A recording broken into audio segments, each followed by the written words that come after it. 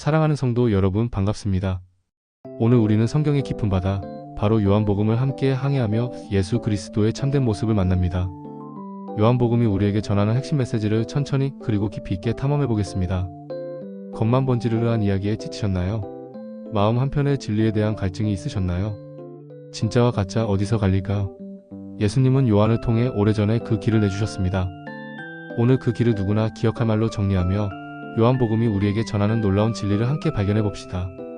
요즘 수많은 이야기들이 우리를 현혹합니다. 나만 아는 비밀이 있다고 속삭이고 우리만 옳다며 질문조차 허용하지 않습니다.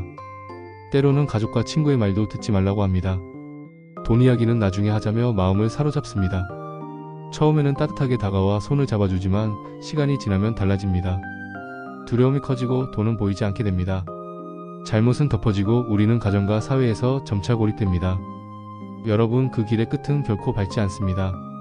저도 한때 이와 비슷한 길을 걸었던 적이 있습니다. 처음에는 모든 것이 좋아 보였죠. 하지만 어느 순간부터 성경 말씀은 짧아지고 한 사람의 이야기가 길어지기 시작했습니다. 우리는 특별하다, 다른 교회는 틀렸다고 주장했습니다. 헌금은 은밀하게 모였습니다. 그때 제 마음속에 신호등이 켜졌습니다. 이것은 예수님 중심이 아니다. 확인이 안 된다. 얼마 지나지 않아 그 모임은 흔들리고 무너졌습니다. 그날 저는 깨달았습니다. 겉모습이 아니라 열매를 봐야 한다는 것을, 비밀스러운 것이 아니라 공개적인 것이어야 한다는 것을, 사람이 아니라 예수님을 따라야 한다는 것을요. 그럼 이제 요한복음 속으로 들어가 보겠습니다. 예수님은 요한을 통해 우리에게 무엇을 말씀하고 계실까요? 요한복음은 예수님의 신성을 가장 강력하게 증언하는 복음서입니다. 다른 복음서들이 예수님의 행적과 가르침에 초점을 맞춘다면 요한복음은 예수님이 바로 하나님이시며 우리를 구원하기 위해 이 땅에 오신 분임을 강조합니다. 요한복음 1장 1절은 이렇게 시작합니다. 태초에 말씀이 계시니라. 이 말씀이 하나님과 함께 계셨으니 이 말씀은 곧 하나님이시니라. 이 구절은 예수님께서 세상이 창조되기 전부터 존재하셨던 영원하신 하나님이심을 선포합니다. 예수님은 단순히 위대한 스승이나 선지자가 아니십니다. 그분은 창조주 하나님이시며 우리의 모든 것을 아시는 전능하신 분이십니다. 예수님께서 태초부터 하나님과 함께 계셨다는 이 놀라운 선언은 그분이 시간과 공간을 초월하는 영원한 존재임을 명백히 드러냅니다. 세상의 모든 만물이 그분을 통해 창조되었고 그분 없이는 아무것도 존재할 수 없다는 진리가 요한복음의 서두에 웅장하게 펼쳐집니다. 이 말씀은 우리에게 단순한 신화나 전설이 아니라 모든 존재의 근원이신 예수 그리스도에 대한 근본적인 이해를 제공합니다. 우리가 흔히 생각하는 시간의 시작 이전부터 말씀이신 예수님은 이미 존재하고 계셨던 것입니다. 이 심오한 진리는 우리가 예수님을 어떻게 이해해야 하는지에 대한 중요한 단서를 제공합니다. 그분은 역사 속의 한 인물이 아니라 역사를 창조하고 주관하시는 분이십니다. 체크 1. 예수 중심인가? 이 가르침이 나를 예수님께 더 가깝게 하나요? 아니면 어떤 사람이나 특정 단체에 묶이게 하나요? 우리의 신앙은 예수님 한 분에게 온전히 뿌리내려야 합니다. 그분만이 우리의 구원자이시며 영원한 생명의 근원이시기 때문입니다. 만약 어떤 가르침이 예수님으로부터 우리의 시선을 돌리게 한다면 그것은 분명히 경계해야 할 신호입니다. 요한복음은 예수님을 통해 주어지는 영원한 생명을 강조합니다. 요한복음 3장 16절은 너무나 유명한 구절이죠. 하나님이 세상을 이처럼 사랑하사 독생자를 주셨으니 이는 그를 믿는 자마다 멸망하지 않고 영생을 얻게 하려 하심이라. 이 말씀은 하나님의 사랑이 얼마나 크고 위대한지를 보여줍니다. 그 사랑으로 인해 우리는 예수님을 믿음으로써 영원한 생명을 얻을 수 있게 되었습니다. 죽음으로 끝나는 것이 아니라 예수님 안에서 영원히 살 수 있는 놀라운 은혜를 받은 것입니다. 이것이 바로 요한복음이 전하는 핵심 열매입니다. 하나님께서 세상을 사랑하신다는 이 놀라운 진리는 우리가 상상할 수 있는 모든 사랑을 초월합니다. 죄와 허물로 가득 찬 인류를 향한 하나님의 무조건적인 사랑이 독생자 예수 그리스도를 이 땅에 보내시는 희생으로 나타났습니다. 이 사랑은 우리의 공로와는 전혀 상관없이 오직 하나님의 은혜로 주어지는 선물입니다. 예수님을 믿는다는 것은 단순히 지적인 동의를 넘어 그분을 우리의 구원자로 영접하고 그분의 말씀에 순종하는 삶을 의미합니다. 이 믿음을 통해 우리는 영원한 멸망에서 건진받아 영원한 생명을 얻게 됩니다.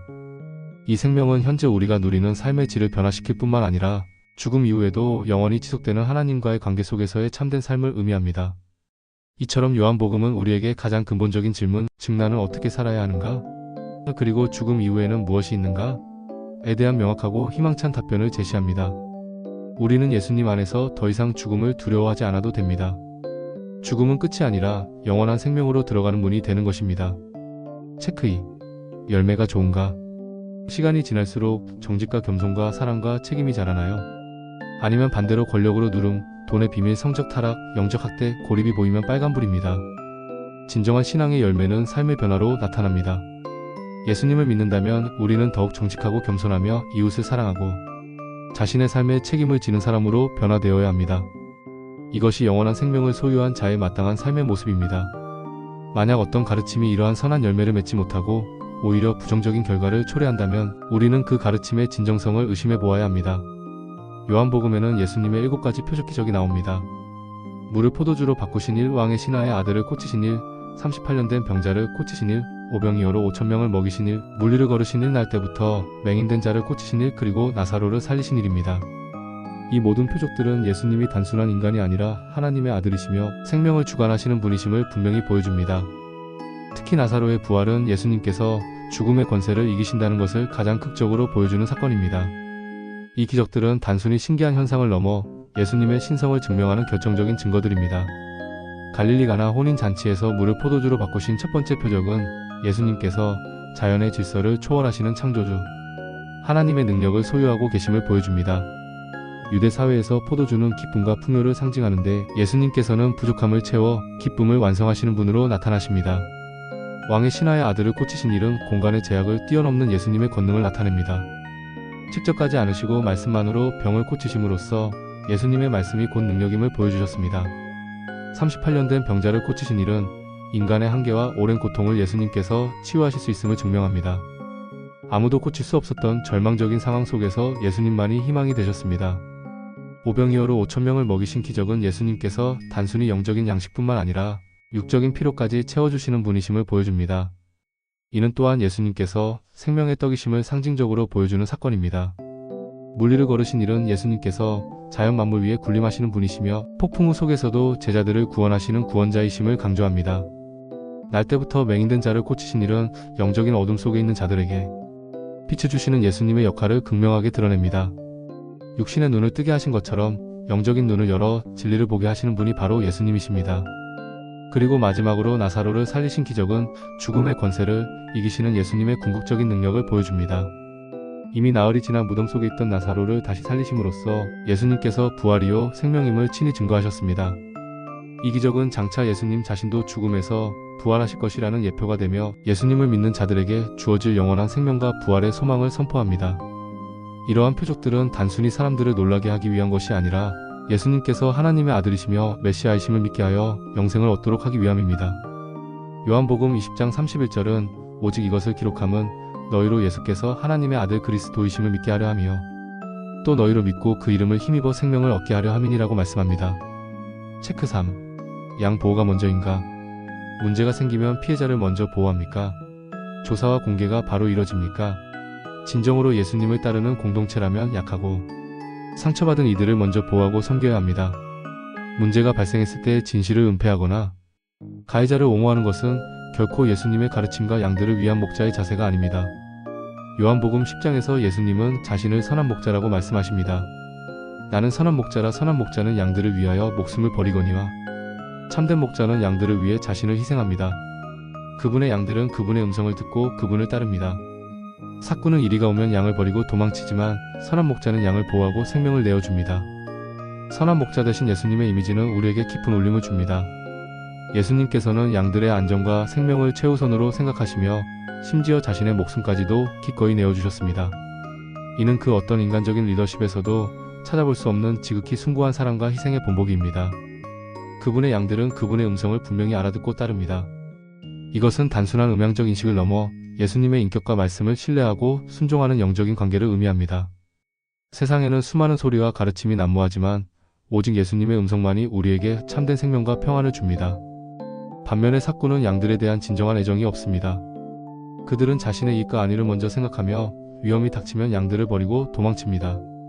삭군의 특징은 양들을 숫자나 수단으로 여긴다는 것입니다. 그들에게는 양들의 아픔이나 피로가 중요하지 않습니다. 오직 자신의 배를 채우는 것에만 관심이 있습니다. 오늘날 우리 주변에도 선한 목자의 모습을 가장한 삭군들이 있을 수 있습니다. 그들은 달콤한 말로 사람들을 유혹하고 자신들의 이익을 위해 공동체를 이용하려 합니다.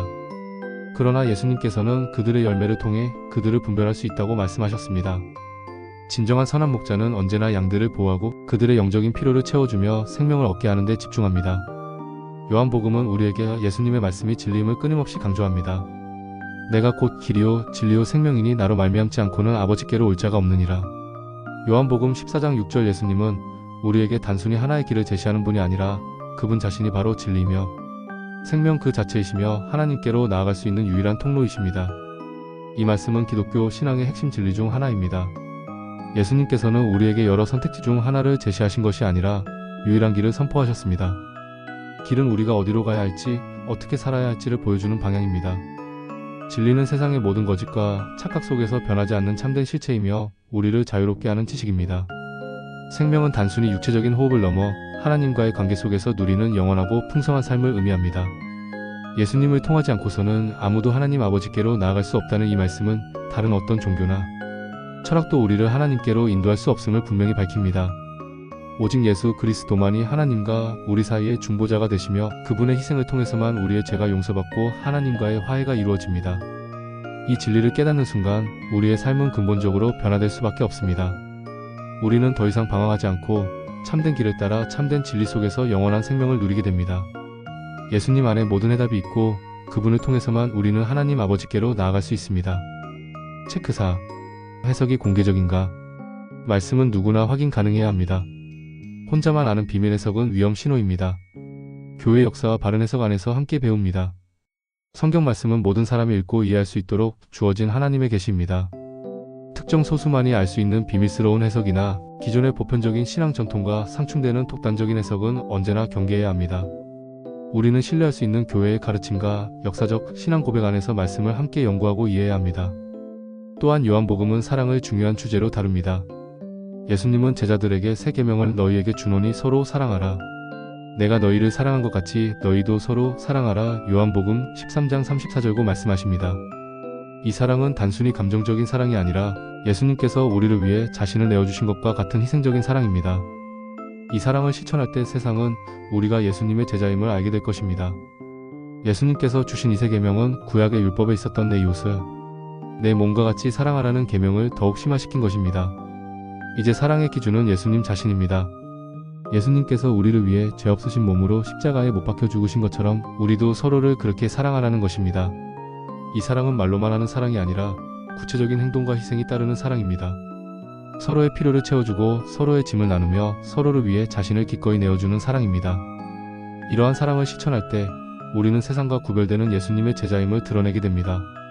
세상은 우리의 사랑을 통해 예수 그리스도의 복음을 보게 될 것입니다. 초대교회 성도들은 이 사랑의 계명을 실천함으로써 세상에 큰 영향을 미쳤습니다. 그들은 서로 돕고 나누며 어려움에 처한 이웃들을 외면하지 않았습니다. 그들의 삶 자체가 예수님의 사랑을 증거하는 강력한 메시지였습니다. 오늘날 우리도 이러한 사랑을 회복하고 실천해야 합니다. 교회 안에서만이 아니라 우리의 가정과 직장, 사회 속에서 예수님의 사랑을 실천함으로써 어둠을 밝히는 빛과 소금의 역할을 감당해야 합니다. 체크 5. 안전장치가 작동하는가? 재정 공개와 외부 점검이 있습니까? 다중 리더십으로 혼자 결정하지 않습니까? 독립신고보호징계 절차가 실제로 움직입니까? 진정으로 건강한 공동체는 투명성과 책임성을 갖춥니다. 재정은 공개되어야 하고 외부의 정기적인 점검을 통해 그 건전성이 입증되어야 합니다. 또한 한 사람에게 권력이 집중되지 않고 여러 리더들이 함께 의사결정을 하는 다중 리더십 체계가 확립되어야 합니다. 문제가 발생했을 때 피해자를 보호하고 가해자를 징계하는 독립적인 절차가 명확하게 작동해야 합니다. 이러한 안전장치들은 공동체가 건강하게 성장하고 그 구성원들이 안전하게 신앙생활을 할 수 있도록 돕습니다. 요한복음 전체를 통해 우리는 5가지 핵심 메시지를 발견할 수 있습니다. 다시 한번 함께 외워봅시다. 예수 중심, 영생의 열매, 양보, 공개적인 진리, 사랑의 안전장치. 이 5가지는 우리가 요한복음을 이해하고 나아가 우리의 신앙생활을 점검하는 중요한 기준이 됩니다. 이 5가지 원칙은 단순한 이론이 아니라 우리의 삶 속에서 실제적으로 적용되어야 할 삶의 지침입니다. 가정에서 오늘 예안이요 점검을 하십시오. 아이들과도 쉽게 할 수 있습니다. 얘들아, 오늘 우리 가족의 이야기가 예수님 중심이었니? 우리 삶에서 영생의 열매, 즉 사랑과 기쁨과 평화가 보였니? 혹시 누가 상처받거나 소외되지는 않았니? 우리가 나누는 진리가 투명하고 공개적이었니? 그리고 혹시 문제가 생겼을 때 우리 가족만의 사랑의 안전장치가 잘 작동했니? 이렇게 물어보며 대화를 나눌 수 있습니다. 예수 중심인가? 좋은 영생의 열매가 보이나? 양 보호가 먼저인가?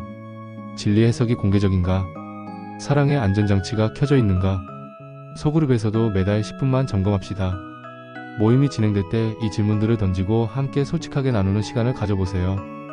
우리 모임이 정말 예수님을 중심으로 하고 있는지, 우리 안에서 사랑과 섬김의 열매가 맺히고 있는지, 약한 지체들이 잘 보호받고 있는지, 우리가 배우는 말씀이 성경적으로 바르게 해석되고 있는지, 그리고 공동체 내에 혹시 모를 문제에 대비한 안전장치가 잘 갖추어져 있는지 말이죠.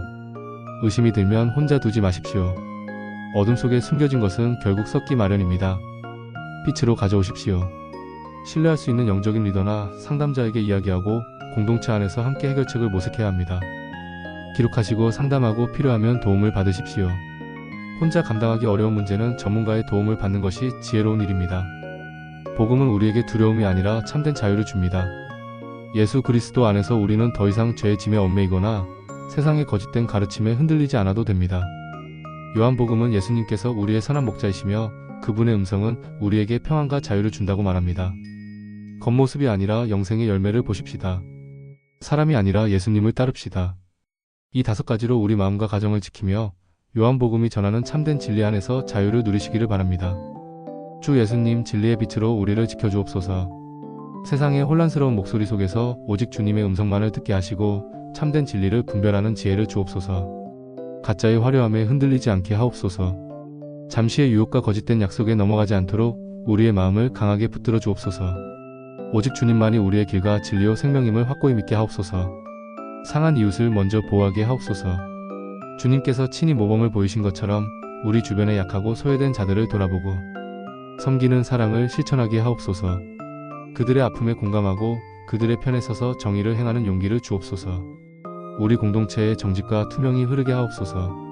모든 재정과 의사결정이 주님의 영광을 위해 사용되도록 공개적으로 진행되게 하시고 모든 구성원들이 신뢰하고 안심할 수 있는 건강한 공동체를 이루게 하옵소서.